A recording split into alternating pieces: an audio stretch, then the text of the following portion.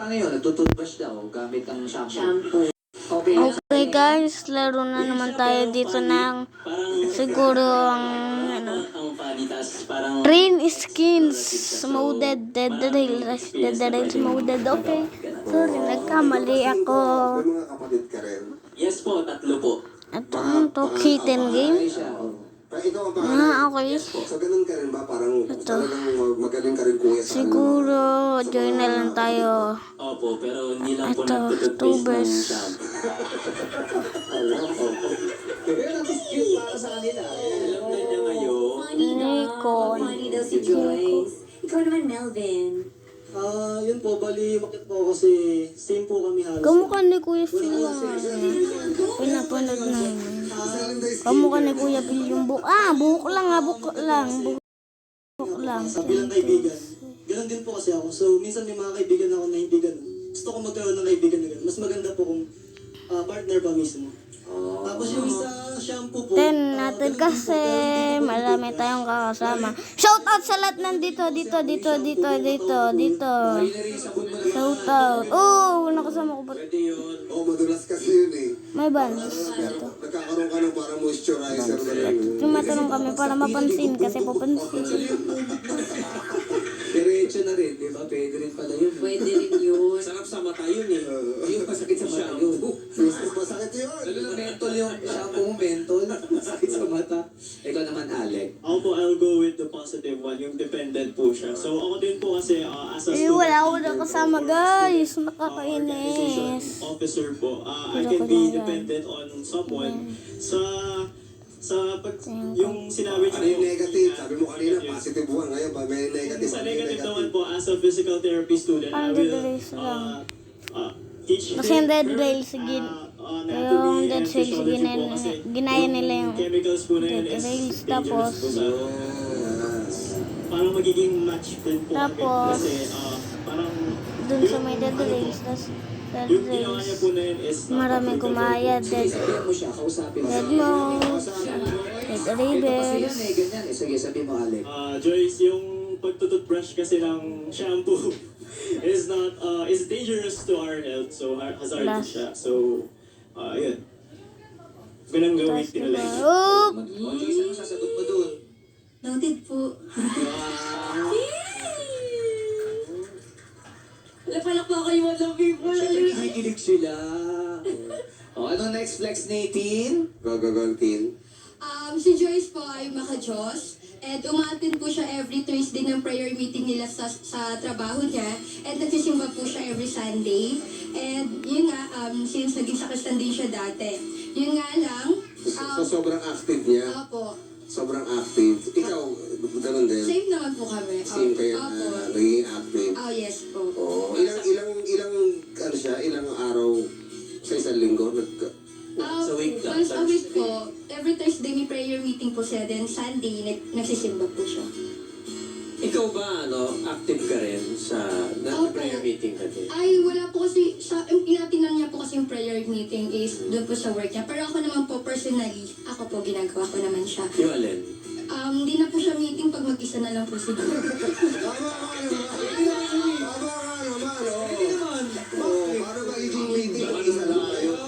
Oo. Siguro, prayer. Solo prayer. Yes, solo prayer. Pag nag-usap kayo ni Lord, nagsasalita rin siya. Nararamdaman ko po. So ikaw lagi nagsasalita. Opo. Pag Sunday naman, ikaw ba palasimba ka? Nagsisimba po kami ng Sunday. Pero siya sa Kristan eh. Opo, pareha naman po kami sa Kristan. Pero po kasi sa ngayon, dahil work na po kami dito sa around QC, nag-stop na rin po kami kasi responsibility and commitment pa rin po ang pagiging sa Kristan. And hindi na po namin mabibigay yung time. Ganun po. Gusto ko tanong si Joyce, bakit ka naging malapit sa pag-isimba? Bakit?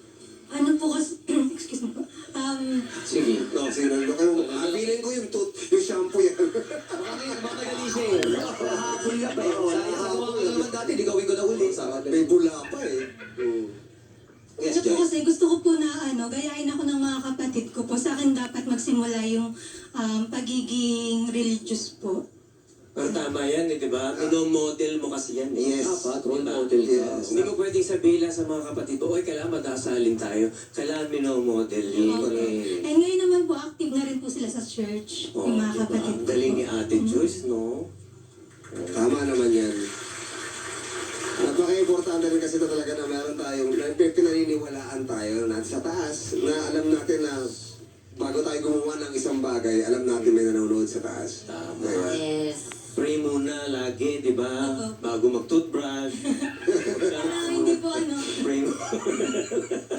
Hindi, pero tama yan, tama. Yes. Meron ka pa bang gustong i-share para kay Joyce? Yun po, and yung sa red flag niya, I don't think po na is a red flag, pero meron po kasi siyang ideal man sa lalaki na parang na-impose na dapat yung tao na magiging kapartner niya is ganun din po, same kung paano yung paniniwala niya.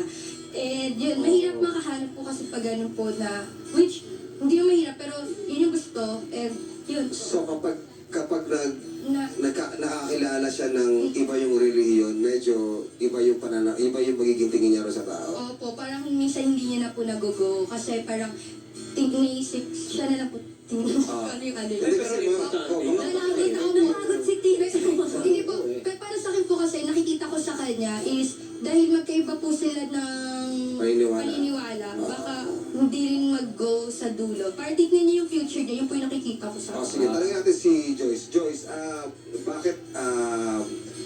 bakit medyo malaking factor sa'yo na kailangan pareho kayo ng relihiyon?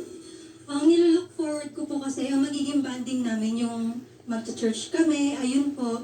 Then, kung ano din po kasi, in the future din po kasi, gusto ko na kung ano yung paniniwala ko, same po kami. Tapos, para hindi na mahirapan po yung mga magiging future na magiging anak po namin kung sakali po. Pero Joyce, naranasan mo na ba yan na may nanligaw sa'yo pero iba yung relihiyon? Nakausap lang po. Nakausap lang. Nakausap. Oo. Nakausap lang po. Tapos, na-realize ko po, hindi po kami same religion. Kaya hindi na po nag-go. So, ang yung hinahanap mong lalaki, mas importante na pareho kayong relihiyon kesa ron sa looks, kesa ron sa pag-uugali. Tama ba? Opo. Tapos ang tingin mo doon, red flag? Red flag pa talaga. Hindi po siya red flag, parang Sabi niya ideal naman man hindi. lang. Oo, parang siguro na turn off ka lang. Ganun ba yun? Kapag Hindi pa yun. naman po turn off kasi po nire-respect ko naman din po yung other religions po. Pero, yun nga, mas gusto ko po sana same kami ng religion po. Paano yan, Joyce? Halimbawa same kayo ng religion, mahilig mag-church, pero yung ugali niya ay hindi masyadong maganda. Okay ba sa inyo? Oo nga. Siyempre hindi po. Kasi, Kailangan religious tsaka maganda ugali. opo, kasi kapag may takot ka po sa Diyos, di ba parang, mabuti din po yung kalooban mo. Tama Tama, naman. dapat Tama ganun. naman.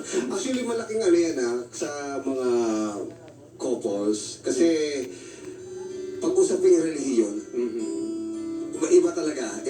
Hindi sapat ang Okay, isang guys. araw para magpaliwanag, para iyan kung ano yung paniniwala. Kaya, importante rin yan sa isang relasyon. Especially kung magpapakasal. Naiisa kayo ng Oo, pinag-iwalaan. yes, especially kung magpapakasal, hindi ba? So, kailangan magkaintindihan dun eh. Or di ba yung iba nga, nag-a-adjust? Yes. 2,000. Tsaka Basta marami yung 2,000 pag may kinasal text na kayo, may tayo. mga pamilya pa. Yes. Yes. Siya, di ba?